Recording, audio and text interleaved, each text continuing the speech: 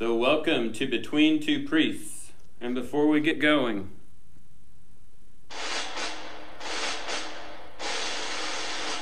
can I make the sign of the cross? you can. I don't know if it's appropriate. This reminds me of going to see Empire Strikes Back as a child. Everybody says that. Really? So, normally we begin Between Two Priests with me copying Zach Galifianakis and giving whatever guest we have a really hard time. But that will not happen today because I am sitting with Ronny Jones. And I want to tell you, when I was in seminary, Ronny, I think I've told you this before, but they try to scare you, to tell you all the worst case scenarios. And they said, the days of the Episcopal Church being, most presidents have been Episcopalian, of influence are gone, you're going to be poor, you're going to be all these things.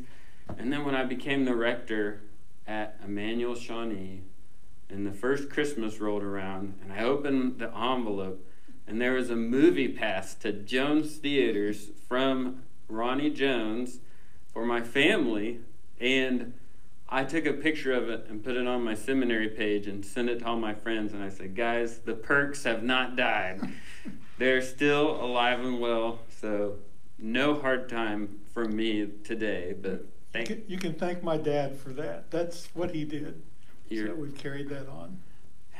How long has your family been in the movie business? 106 years. So your great-grandfather? No, my grandfather. Your grandfather started it. Where did he start? His first theater was the Ritz, which back then was called the Cozy, and in downtown Shawnee, and that was in 1914. And he bought the Cozy operating as a movie theater, and they made several changes once they bought it and so forth. And so you grew up working in that theater, you told me? I grew up at the Ritz, and I grew up at the Hornbeck. And what were you doing? There are no ghosts in the Ritz. Let me get this clear right now. I am the only ghost at the Ritz. That's kind of sad, though. But so what did you do as a kid at the theater? Well, I ate popcorn and candy as a kid. And, my first job, we had these gumball machines. And my first job, we had this little gizmo that you dipped into the box, and it would count the gumballs and load the machine. So that was my first real job at the theater. Mm-hmm. And finally, I think I was 13 or 14 that when Ben-Hur came out, and my first time to work as an usher was opening night of Ben-Hur at the Ritz. So I've seen that, Charlton Heston. Yep. And so when did your dad take over from your granddad? My granddad died in 1947, and that was before I was born. And my dad and his sister, Ruby, took over the theaters then. Okay. And when did you? Well, I got out of college in 1970, and in 1972, I bought my Aunt Ruby's interest. And my dad and I officially formed Jones Theaters Incorporated at that time. And since then, you've opened 2 more theaters, right? Well, the first thing we did in 73 was open the Penthouse, the upstairs theater at the Hornbeck. Okay. And then we built the Cinema Center, and then we added 6 screens to the Cinema Center, and then we took over Movie 6. That's the most recent thing. So I think this is fascinating, because I grew up on the golf course, and my granddad was the head pro of golf courses in Tulsa starting in the 20s. Wow. And he got PGA Player of the Year the same year. PGA Club Pro of the Year the same year Ben Hogan won Player of the Year. Wow. And I have a picture of them together getting their awards. Yeah. But you were in the movie business during the so-called glory days of movies, which probably started around, I don't know, the Ben-Hur time and went through the last Star Wars movie. Well, they say that Star Wars. The golden age was actually in 1939. Okay. And then in the 50s, there was another golden age in the late 50s, and it continued into the 60s. So, yeah, that's when I was growing up in the 50s and 60s. So what's your favorite movie? I knew you were going to say that. There's too long of a list to talk about. Can you name 5 favorite movies? Okay, well, it's corny, it's dated, but I respect it for what they went through to make it. Is Gone with the Wind, because I think David O. Selznick was a genius. He was crazy, but he was a genius. I love anything from Alfred Hitchcock, a lot, some of them a lot more than others. I like one that the critics don't usually mention. It's called The Man Who Knew Too Much. It was with James Stewart and Doris Day. Okay. I like any movies made by George Stevens. Most especially, I love the movie Giant. A lot of people haven't seen that. That was Elizabeth Taylor and Rock Hudson and James Dean. These are all in the 50s now. Okay. And my religious training came from Cecil B. DeMille with all of his biblical epics. So there's a lot of movies there. Most recently, I really liked 1917. I thought it should have won Best Picture. That was a good movie. I thought it was awfully well done. But I just like movies. Another thing I didn't tell you about my family is that my grandpa, was was at the sinking of the Titanic. Oh, really? But he was on the ship? He yelled it's going to sink 3 times, but then they finally kicked him out of the movie. Oh, okay. Sorry. I had to throw in at least one good You need to do your rim shot. Yeah. So, in this series, I'm interested to know what you'll say to this as a lifelong Episcopalian, and as, going back to your grandpa's day, or your dad giving a movie pass to the priest. Yeah. So we've been talking about vocation, and we said, we've defined it as, and this isn't my definition, this is something I picked up in seminary, but there's something you're good at that people don't value. So I don't know what that is. Gosh, that's a difficult question. I enjoy it when people are entertained and are happy. And I get that a lot at the movie theater, and that gives me satisfaction. I think that people value that, though. I was gonna say there's something every person is good at. The world doesn't value it, though. Like me, it might be putting together puzzles. And there's something that you love doing, but you're no good at. All of us have that in our lives. But then there's something you're good at, you're passionate about, and the world values. So they say your vocation is where your greatest joy and the world's deep need meet. Okay. So, and you said that is entertaining people. Okay. Yeah. How do you see that? How does that apply to your spiritual life, do you think? Well, if it makes people happy, it's got to be a good thing. And happy cannot just be smiling. It can be touched, emotionally and right, and scared a little bit, and enjoying a story, enjoying a movie like that. But it's a real thrill that a theater person gets when something works and something clicks and a crowd likes a movie. I used to go in to Raiders of the Lost Ark. Right. And the scene where all the snakes are crawling on the floor. And I would stand at the back of the theater and I'd watch people slowly pull their feet up off the floor onto the seats. I got a big charge out of that. I think that's very my younger days when I was a fundamentalist, I wouldn't have understood that as being a spiritual blessing. But art is a gift from God. Yeah.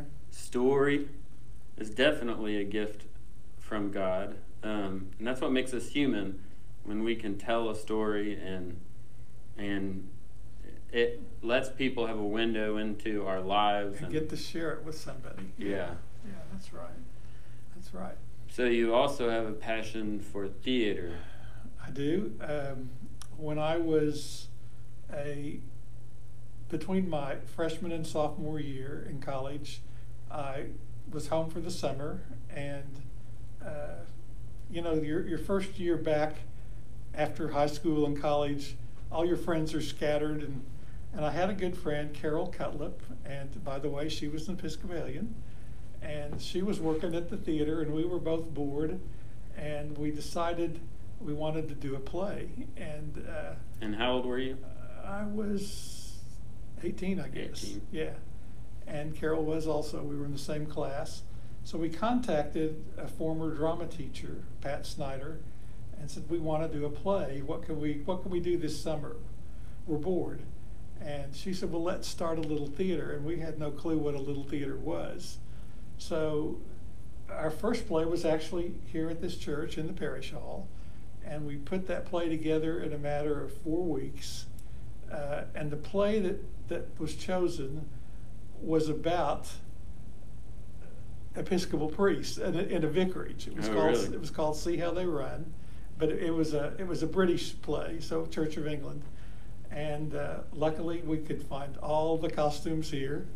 I'm sure you still could. Yeah, we did it in the round in the parish hall. We ran it. I don't remember how many nights we ran it, but it was very successful. But we worked around the clock that summer getting that show together, and we were backed by the JCs for any expenses. We never used their expenses. The play made enough money that we could go on, and we never took that donation from them.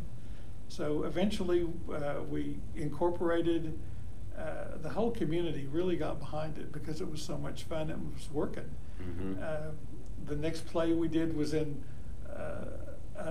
the penthouse of the Federal National Bank downtown. Then we actually went to the old high school auditorium, which is no longer used. And then we had a fund drive to build where we are today. And that was in 1976 that happened. But it's been one of our family's great joys. We only live a few blocks from there to go to the little theater. Yeah. Well, the problem was Carol and I both wanted to be in the play. Well, Carol became the stage manager, and I was the business manager of tickets and publicity and setting up the seats and everything else that had to happen. So she and I never got to be in a play for at least 2 or 3 years, but that was fun. That was a very fun summer for us. So have you ever performed that first play at the little theater? We have. You have? We did, yeah. I forget the year, but we did do it again. It's a really funny farce. Yeah. I've never heard of it. Well, I got a copy. I'll give it to you. So how long has your family been at Emmanuel Episcopal Church? Well, my grandfather came to Shawnee, I believe it was around 1904. He had been in Waco, Texas, and he had friends in Oklahoma. And Shawnee back then was a railroad town, big railroad center. And so he went to Oklahoma City to visit these friends, and they told him that he ought to take a trip to Shawnee. And he did. Now, this is hearsay story. And he liked what he saw. So he went back to Waco and brought his family to Shawnee to live here. And it was a bustling town of about 20,000 people back then. And his first business was a candy store. Candy and ice cream and cigars and all this other stuff. Mm-hmm. And he and his brother-in-law had a place called, well, there were actually 2 of them. One was called the Palace of Sweets, and the other was called the Busy Bee. And I never knew my great uncle, but he was the chef and he was the real candy maker. And my grandfather was the business end of the business. But he had 2 different candy stores. Okay. And then he got interested in the theater business, and he purchased the Cozy, which is now the Ritz, in 1914. And eventually, in 1928, he built the Criterion Theater, which is no longer here. It was destroyed by a fire when a hotel next door caught on fire. But it was I remember it was closed when I was a child, and I remember playing in the theater and climbing all over the place, and it was a really, really well-designed theater. I remember the balcony never overhung the audience. It was pushed back over the lobby area, so the sight lines in that theater were perfect. Back then there were silent movies, and the highlight of that story that our family tells about that, they had different traveling shows that would come to Shawnee, and there was a railroad track behind the theater in the alley, and between Tulsa and Oklahoma City, Shawnee was a stop, and the train car would load those cars onto that track right behind the stage. They'd load in the scenery, they'd do their show, and they'd load it out the other door. So we were a one-night stop for the traveling shows. Wow. One of those shows, John Philip Sousa, do you know who that was? The March King played at the Criterion Theater, and he was Greek and loved the Greek food. And my grandmother Jones was an excellent cook, so she cooked Sunday dinner for him when he was here. Of course, she made all the Lebanese food, and then she decided, well, he won't like this, and she made chicken and ham to go with it too, and all this stuff. He never touched the American food. He went straight for the Lebanese food because he was. It's very much like the Greek food. And your family is Greek. Our family is Lebanese. Lebanese. Okay, yeah. And so when did you become Episcopal, your family? Well, when they came here, they originally were Orthodox, and there was no Orthodox church in Oklahoma then. So the closest thing they found that they liked was the Episcopal Church. And back then, my aunt tells me that they wanted to be Americans, and the Catholic Church was still in Latin, and that's why they chose the Episcopal Church. They wanted an American church that was much like what they had before, and that's why they chose the Episcopal Church. I kind of came to the Episcopal Church the same way. I don't think I've ever told you, but we were learning about the Greek Orthodox Church in Tulsa, and then over a course of a few years, we somehow stumbled into an Episcopal church, and I thought, well, this is kind of like the Orthodox Church, but Western. And it made more sense to me. And you can understand it. Yeah. So were you Lebanese? Were they Lebanese Orthodox? Isn't it called Antiochian? Antiochian or Antioch. Whatever. Yeah, that's what it was. Okay. And my grandfather was 12 years old when he came to America with his widowed mother and his older sister and her husband. And I've just found this out recently. Anne loves to do research on ancestry, and they traveled from Lebanon to France, and that's where they caught their ship to come to America. And they first went, they didn't go through Ellis Island. Ellis Island wasn't there yet in 1888. Okay. And so they came in through Texas, but because they had people they knew that lived in Texas, in the Houston area. Galveston, I guess. Galveston, right, yeah. Well, if you're watching this and you're a member of Emmanuel Parish, Ronny is going to be, and I didn't tell him I was going to bring this up, but he's going to be a part of something exciting at our parish. Hopefully that will happen. Hopefully the pandemic will be over by then, but we have an exciting date coming up, right? That's right. It's coming up a little too quick. Yes. Right now. It's the 125th anniversary of our parish. Yeah. And Ronny you were in charge. You were on the. I wasn't really in charge of it. There was just a committee that did. You were on the committee. Yeah. So Ronny was on the committee for the 100th and will be on the committee for the 125th. Yes, the resident dinosaur. Thank you for doing that. And when we have details, we'll share them with you. But it's going to be I'm sure it'll just be a fun weekend of eating and celebrating. Sounds good to me. Yeah. But is there anything we missed that we should have talked about? Oh gosh, how long do you have? I can stay here all day. No, that's great. I've enjoyed this. Thank you for coming, Ronnie, and thank you. Now you can do the ugly stuff. I didn't think of any. I had one more pretty good joke. Do you know why they did the Star Wars movies out of sequence, Ronnie? They did 4, 5, 6, 1, 2, 3, 7, 8, 9. No, I really don't know why. Because in charge of sequence, Yoda was. Okay, now do the